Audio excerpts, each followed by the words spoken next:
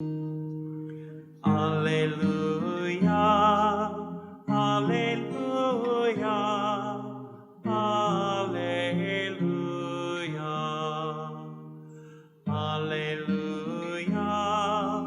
Alleluia, Alleluia. Blessed are you, Father, Lord of heaven and earth. You have revealed to little ones the mysteries of the kingdom. Alleluia, Alleluia, Alleluia.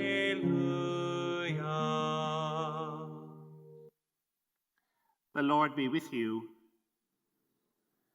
A reading from the Holy Gospel according to Matthew.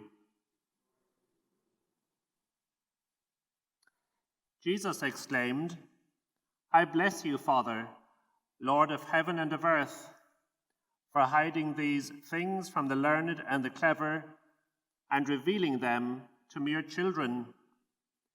Yes, Father, for that is what it pleased you to do. Everything has been entrusted to me by my Father, and no one knows the Son except the Father, just as no one knows the Father except the Son, and those to whom the Son chooses to reveal him. Come to me, all you who labor and are overburdened, and I will give you rest. Shoulder my yoke and learn from me, for I am gentle and humble in heart, and you will find rest for your souls. Yes, my yoke is easy and my burden light." The Gospel of the Lord.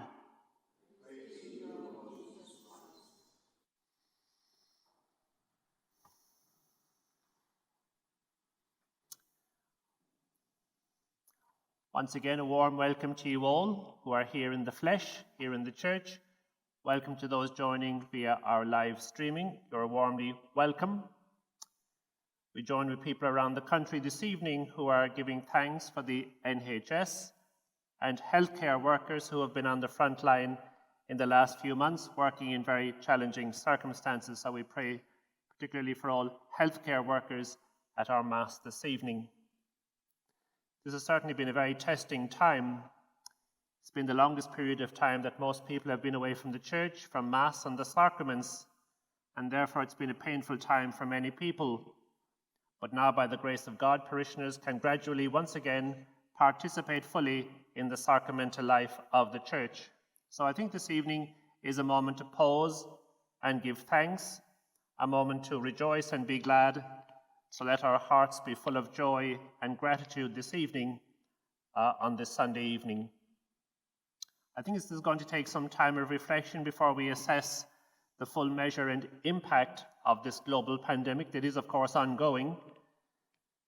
There are surely many lessons for us to learn. Simple lessons about not taking things for granted and cherishing human life. Lessons about faith in God and how God sustains us in difficult times. Lessons regarding our participation in the life of the church, the privilege of being here at Mass, and of receiving Holy Communion. So there is much for us to ponder and to reflect upon. I must confess that celebrating Mass without a congregation did have some positives, I have to admit. It was a time of great awareness of the presence of God and of the presence of Christ in the Mass. It was a time of intense prayer for the parish and for the world, and we developed throughout lockdown this daily structure of prayer, which, the help of the live streaming team, was a real blessing for me and I hope for the parish as well. Our grateful thanks to the live streaming team who have done so much in the last, 12 weeks, 13 weeks of lockdown. So it's been a time of blessings, despite the sickness and the death, the fear and the anxiety. Now we find a very rare moment in the Gospel this evening where Jesus is directly addressing the Father in heaven. The Gospels tell us about Jesus at prayer, praying, teaching the disciples how to pray, but on a very rare occasion does he address directly the Father in heaven. He blesses or praises the Father for hiding these things from the learned and the clever and revealing them to mere children. Now, the things Jesus is referring to concern the secrets of the kingdom of heaven, and these include Jesus' own identity as the eternal Son of the Father. These things are hidden from the learned and the clever and revealed to mere children. Time and time again, Jesus inviting us to that childlike trust. Not childish or simplistic, but childlike in our dependence on God, our trust in Him, our faith in Him, our awareness of our need of Him. Perhaps on reflection, these weeks of lockdown during the worst of the pandemic can lead us to a more childlike faith in God, a more childlike trust in His divine providence. Just as this moment in the Gospel was a moment of revelation for Jesus regarding His own identity as the eternal Son of God, so this time can be an amazing moment of revelation for us and awareness of our identity as children of our Father in heaven and members of the Church. And I think we're called to a radically transformed way of life that St. Paul refers to. Our interests are not in the unspiritual, but in the spiritual, since the Spirit of God has made His home in you, the Spirit of God dwelling within us. And then we find this beautiful invitation to those who labor and are overburdened. Come to me, Jesus says, all you who labor and are overburdened, and I will give you rest. It's the most beautiful invitation in the entire Bible. The word rest is synonymous with salvation. Here, Jesus, the Son of God, is inviting us to come to Him when we are overburdened, and in Him we will find rest, salvation. Wonderfully consoling words at this time of being overburdened with the weight of global pandemic and maybe any other personal burdens we are carrying. Only in Jesus do we find rest. Only in Him do we find salvation. And then, shoulder my yoke and learn from me, for I am gentle and humble in heart, and you will find rest for your souls. The yoke was placed on the shoulders of beasts of burden to enable them to carry a heavy load.